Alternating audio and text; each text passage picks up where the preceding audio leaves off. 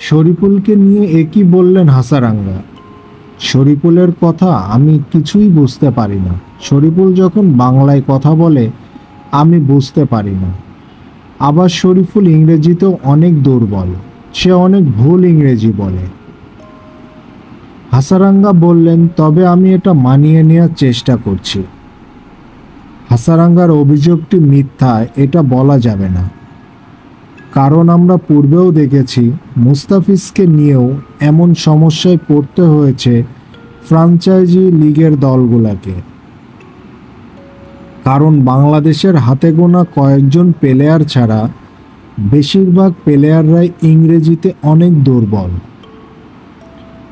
Bangladesh cricket বোর্ডের উচিত খেলোয়াড়রা যেন ইংরেজি ভাষা স্বাচ্ছন্দ্যে বলতে পারে এই বিষয়টি নিয়ে কাজ করা।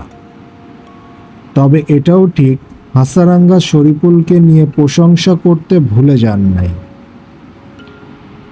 তিনি এটাও বলেছেন শরীফুল বিশ্বমানের একজন বোলার। শরীফুল একদিন বিশ্বের সেরা বোলারদের তালিকায় নিজের জায়গা করে নেবে। শরীফুল আমাদের দলের একজন গুরুত্বপূর্ণ বোলার, তাকে আমরা যথেষ্ট সম্মান করি। বাংলাদেশ ক্রিকেট বোর্ডের উচিত শরীফুল ইসলামকে যথার্থ পরিচর্যা করা, তাহলে শরীফুল একদিন বাংলাদেশ ক্রিকেটকে অনেক ভালো কিছু এনে দিতে সক্ষম হবে।